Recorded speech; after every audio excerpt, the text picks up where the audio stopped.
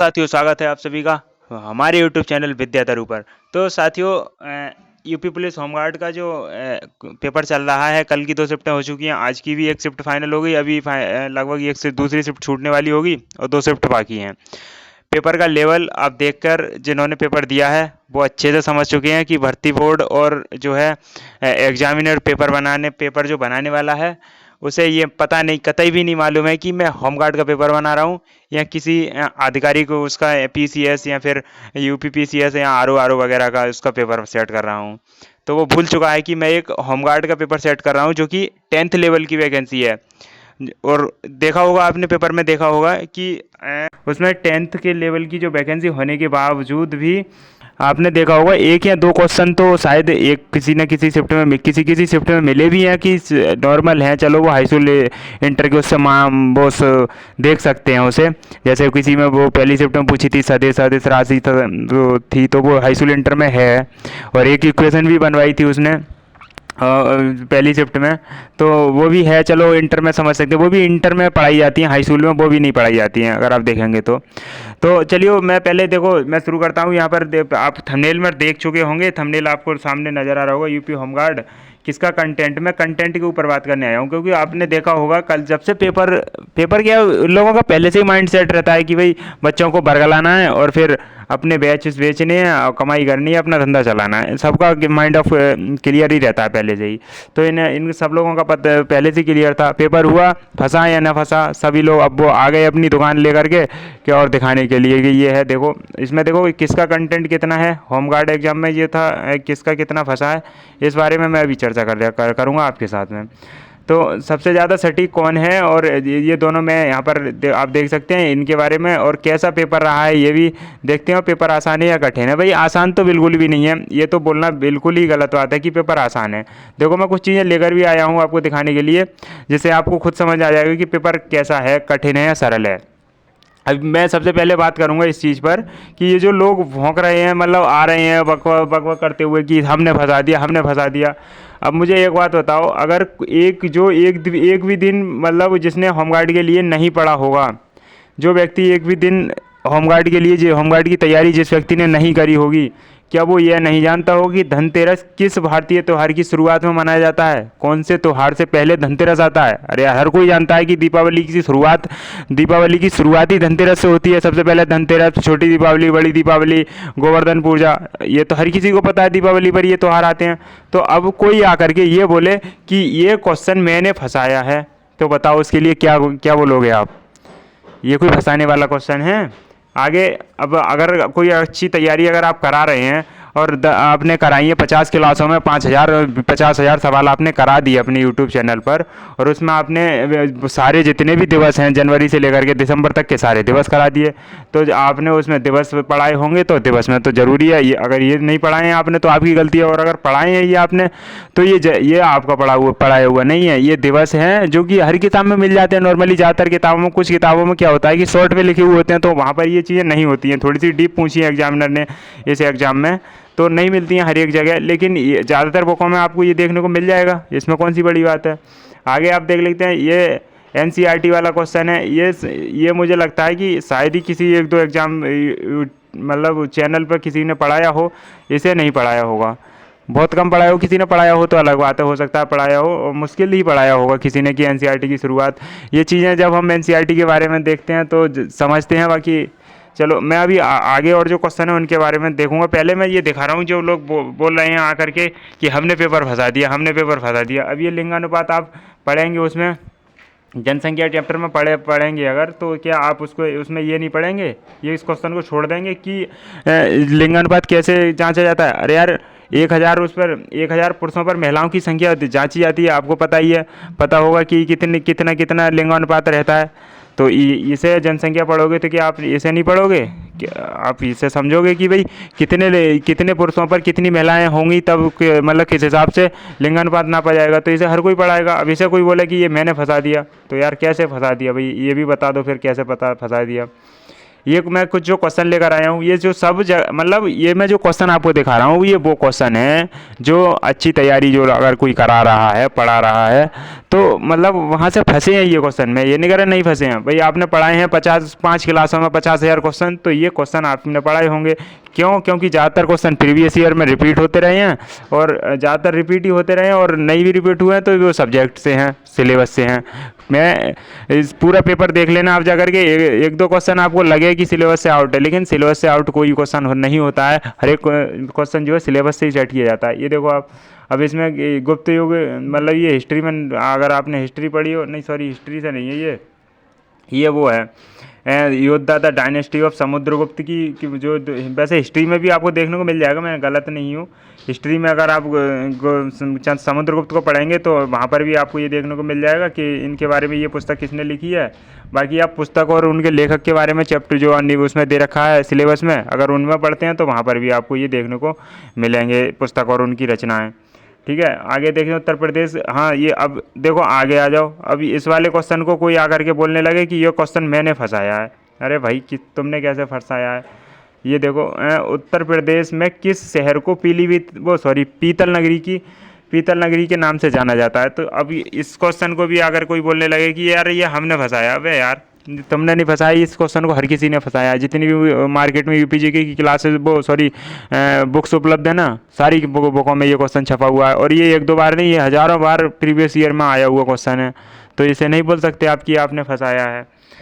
मैं इन्हीं सारी चीज़ों को लेकर आया हूँ। अगर आप बोल रहे हैं ना, मैं सीधी साफ बात करने में इसलिए आया हूँ, जो लोग ये बोल रहे हैं ना कि ये क्वेश्चन मैंने अभी आपको ऊपर दिखाए अच्छे क्वेश्चन, ये भी अच्छे क्वेश्चन है, इतने आसान क्वेश्चन नहीं है। अगर आपको ये लग रहा हो कि जो मतलब ये वाला क्वेश्चन है कि ये आसान क्वेश्चन है, ये जो मैं आपको दिखा रहा हूँ, ये कतई भी आसान क्वेश्चन नहीं है। जो यहाँ के मुरादाबाद के, संभल, रामपुर और इधर अमरोहा क्षेत्र के, इधर के हापुड़, बिजनौर के, यहाँ के नज़दीक के जो एरिया के लोग हैं, उनके लिए बहुत आसान है। उन्हें सबको पता है कि ये जो होता है कि पीतल नगरी मुरादाबाद के लिए बोला जाता है।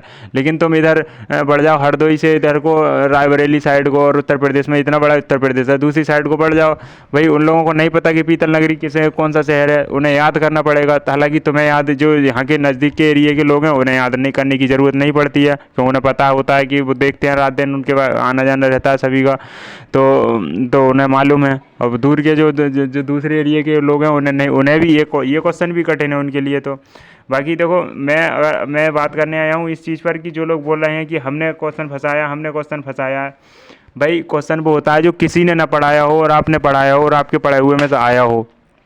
एक क्वेश्चन वो था, वो दिखा रहे थे उसमें यूट्यूब पर पहला वीडियो अपलोड कौन सा हुआ था और किसने अपलोड किया था। वो भाई साहब क्वेश्चन जो है प्रीवियस ईयर का क्वेश्चन है, और वो एक बुक में ही नहीं है मात्र। कुछ लोग बोल रहे थे कि इस बुक से फंसा, अरे यार वो उस बुक से नहीं फंसा, वो प्रीवियस ईयर का क्वेश्चन था। पहले भी बैंकिंग एग्जाम में, रेलवे में और एसएससी में कई बार पूछा जा चुका है। वो एक बार फिर से रिपीट हुआ होमगार्ड एग्जाम में। हालांकि वो होमगार्ड एग्जाम में पूछने लायक नहीं था, क्योंकि वो थोड़ा सा लेवल के हिसाब से देखा जाए, क्योंकि वो इतने बड़े बड़े परीक्षाओं पीसीएस वगैरह और यूपी पीसीएस में पूछा जाता है, और इन्होंने इसमें पूछा है उसे, तो इसे उसमें नहीं मान सकते। जो किसी ने ना पढ़ाया हो और आपने पढ़ाया है और अब वो क्वेश्चन आया है, तब माना जाता है कि हाँ आपने पढ़ाया और क्वेश्चन आया है। देखो अब मैं बात करता हूँ इन क्वेश्चनों की जो किसी ने ना पढ़ाए हो। मैं दावे के साथ बोल सकता हूँ ये क्वेश्चन किसी ने पढ़ाया हो, मुझे दिखाओ किसी की बुक में है, किसी टीचर की क्लास में है, दिखाओ कहाँ पर है। सम जैसलमेर में पाए जाने वाले अर्धचंद्राकार रेत के टीलों को वैज्ञानिक रूप से इस प्रकार जाना जाता है। बताओ किसकी बुक में है ये क्वेश्चन, दिखाएगा कोई? कौन से टीचर ने क्लास ली और उस क्लास में ये वाला क्वेश्चन कराया, दिखाएगा कोई? यार इन्हें भी तो दिखाओ। जो क्वेश्चन टफ है उन्हें दिखाओ ना, जो आसान क्वेश्चन है जो हर बुक में है, हर किसी ने पढ़ाए हो, वो बोल रहे हो तुम ये हमने फंसा दिया, हमने। अरे यार जो किसी ने नहीं फंसाए वो फंसा के दिखाओ, तब हम मानेंगे कि तुमने फंसा दिया। तब तुम जाके नाचो, कूदो, डांस करो, कुछ भी करो, हमें कोई दिक्कत नहीं है। बेकार में क्यों ज़बरदस्ती बच्चों को बरगला रहे हो कि भाई हमने फंसा दिया। सामने वाला बच्चा जिसे कुछ नहीं पता है, वो फ्रेशर है, नया आया है, वो आपकी चंगुल में फंसे आए। ऐसा होता है भाई काफ़ी बार। देखो मैं मैं किसी के पर्सनल पर्टिकुलर किसी एक व्यक्ति के बारे में नहीं बोल रहा हूँ, बाकी आप खुद समझदार हैं। अब योजनाएं हैं, ये योजनाओं से जितने भी क्वेश्चन है सिलेबस में दिया हुआ टॉपिक है योजना पर, तो भाई वहाँ से पूछे हैं क्वेश्चन, अच्छे क्वेश्चन है, अच्छी बात है। ये हम ये नहीं कह सकते, हम पहले भी मैंने बोला सिलेबस से बाहर एक भी क्वेश्चन नहीं था। बाकी देखो भारत का जो राष्ट्रीय जो देखो ये वाला क्वेश्चन है, एक अच्छा क्वेश्चन था। कौन सा भारतीय संगठन भूटान के विद्यार्थियों को छात्रवृत्ति प्रदान करता है? अब लाओ किसकी बुक लेकर आओगे, उठाओ किसकी क्लास में है, क्लास लेकर आओ, देखो किसकी क्लास में किसने फंसाया है। अरे यार कोई सी क्लास तो दिखाओ, किसी की क्लास में मिल जाए ये क्वेश्चन दिखाओ। इसे बोलते हैं कि हमने फंसाया है। अगर किसी ने पढ़ाया है इस क्वेश्चन को तो मैं मानूंगा कि हाँ भी तुमने क्वेश्चन फंसाया है। ये क्वेश्चन दिखाओ जो फंसाने लायक हैं वो दिखाओ ना। अब तुम फंसाने जो चीज़ें सब ने फंसाई हैं, सब बुकों में हैं, और उसी तुम नाच रहे हो उन्हीं क्वेश्चनों पे, तो बनती नहीं है ना बात। लेकिन भाई जो जैसी सबकी अलग अलग वो रहती है तो कोई दिक्कत नहीं है। बाकी चलो देखो मैं और भी कई सारी चीज़ों पर बात करूँगा। एक क्वेश्चन था जो मतलब हमें भी विवाद में डाले हुआ है। देखो ये सबसे पहले मैं आपको पेपर का क्वेश्चन दिखाता हूँ। पेपर में लिखा हुआ था ये, निम्नलिखित में से कौन सी मालदीव की आधिकारिक मुद्रा है? मालदीव की मुद्रा पूछी थी और उसमें 4 ऑप्शन दे रखे थे।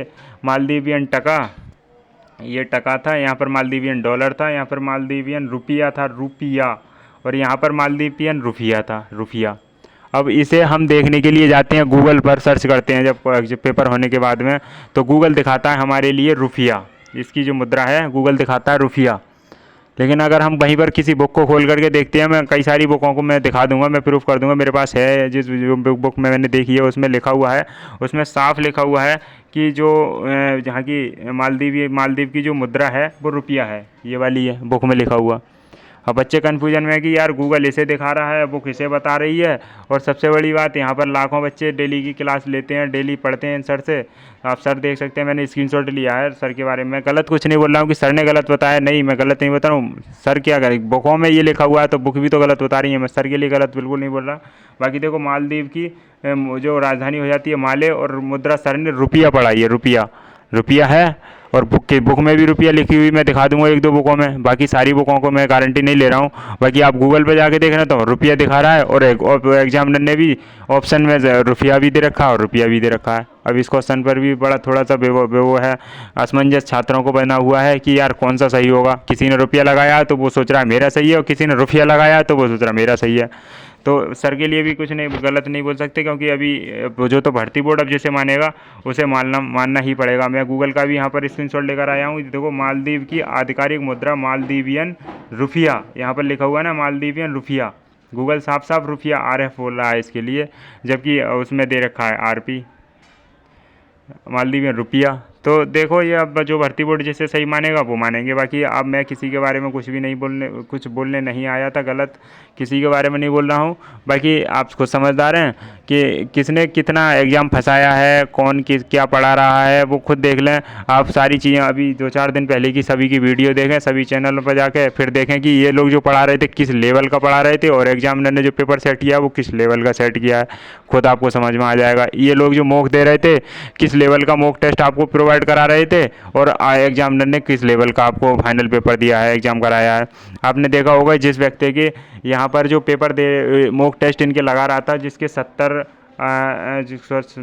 क्वेश्चन 80 क्वेश्चन मैंने देखा था। यहाँ पर बच्चे जो मतलब नॉर्मल बच्चे हैं जो इतने होशियार नहीं हैं, वो भी 80 से 85 मार रहे थे क्वेश्चन मॉक टेस्ट में। जो थोड़े अच्छे बच्चे थे वो 95 तक जा रहे थे, और 100 में 100 भी कुछ बच्चे लगा रहे थे। GS में 100 में 100 लगाना पॉसिबल है, लगाओ भी होमगार्ड के पेपर में आके 100 में 100 हम बताएंगे, लगाओ आ जाओ। देखो अब सबसे बड़ी बात 95-100 भी लगा रहे थे, और जो व्यक्ति 70 से जा कर के 75 से 80 85 मार रहे थे, केवल 10-20 क्वेश्चन ही उनके गलत हो रहे थे। जिन बच्चों के, हकीकत बता रहा हूँ मैं, सच में मेरे सामने कई सारे बच्चे ऐसे हैं जिनसे मैं खुद परिचित हूँ, मेरे साथ में जिन्होंने मतलब पढ़ाई करी है और जिन्हों मैं जानता हूँ, और जो मुझे मालूम है कि इन बच्चों ने जो मॉक टेस्ट लगाए हैं और उनमें इनके 80 प्लस क्वेश्चन थे, लगा रहे थे डेली के डेली 20 और 30 क्वेश्चन, कभी 30 कभी 20 ही गलत हो रहे थे। वो व्यक्ति आज फाइनल एग्जाम में सच में हकीकत में उनके जो यहाँ पर 20 या 10 या 20-30 गलत हो रहे थे, वहाँ पर आज हकीकत ये है कि उनके 20 से 30 एग्ज़ाम में सही हुए हैं, फाइनल एग्ज़ाम में वो सही कर पाए 10-20 क्वेश्चन।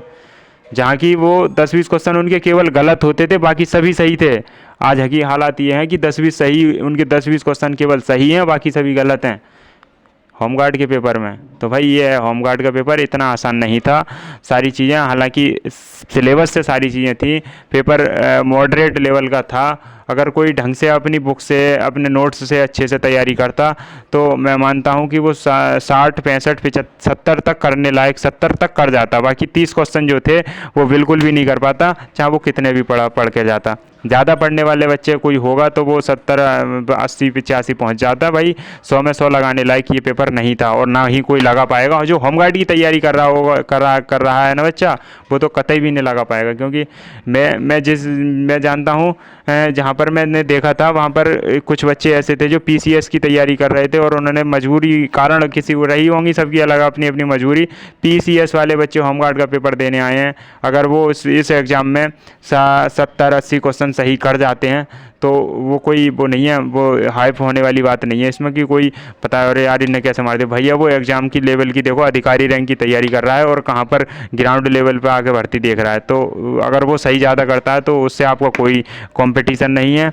आप अपने लेवल के छात्र बच्चे से कंपटीशन में देखेंगे तो बहुत आगे होंगे। अगर आपने अपनी सेल्फ स्टडी करी है, अपने से खुद से तैयारी करी है, तो बहुत अच्छा रहा होगा आपका एग्ज़ाम। बाकी आने वाली जो 2 शिफ्टें हैं भाई, हाइप बिल्कुल भी मत होना। अब तो कुछ आप पढ़ने लायक कुछ है नहीं। आप अगर 1-2 दिन में कुछ पढ़ने की कोशिश करेंगे, कतई भी मत पढ़ना, पढ़ ही नहीं पाओगे भाई साहब।